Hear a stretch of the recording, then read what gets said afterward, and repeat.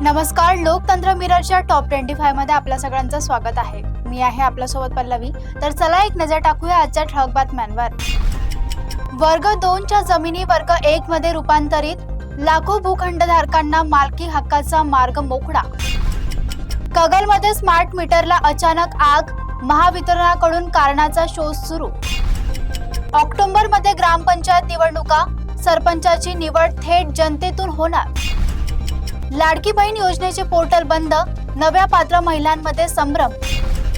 पुण्यात ठेकेदारांनी जीवन संपवले, घटनेने परिसरात खळबळ उडाली. नीट यूजी निकाल जाहीर, 11 लाखांहून अधिक विद्यार्थी पात्र. तुकोबाच्या पालखीचे भक्तिमय स्वागत, रिंगण सोहळा उत्साहात पार पडला. संजयराव काळे यांच्या वाढदिवसानिमित्त वृक्षारोपण, कार्याचा गौरव. राज्यातील 12 जिल्ह्यांना मुसळधार पावसाचा पिवळा इशारा जारी. मगरपट्टा उड्डाणपूल पाडून नव्या पुलाच्या उभारणीची तयारी सुरू. सुरज साखरे गोळीबार प्रकरणात प्रत्यक्षदर्शी यांनी सांगितला थरारक अनुभव. मुख्याध्यापकाकडून शिक्षिकेला मारहाणीचा आरोप, शिक्षण क्षेत्रात खळबळ.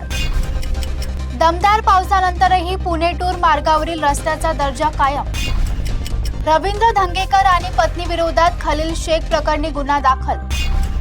वाहतूक पोलिसांना सर्व्हिस गन बाळगणे अनिवार्य, नवीन आदेश जारी. निवृत्ती जाहीर करणार, क्रिकेट विश्वाचे सामन्याकडे लक्ष. पुन्नरमध्ये सहविचार सभा, 18 गावांच्या विकासासाठी समन्वयावर भर. जन्म मृत्यू दाखल्यातील दुरुस्ती तातडीने सुरू करण्याचे न्यायालयाचे आदेश. जन्म मृत्यू दाखल्याच्या दुरुस्तीसाठी महापालिकेला अधिकार, निर्देश जारी.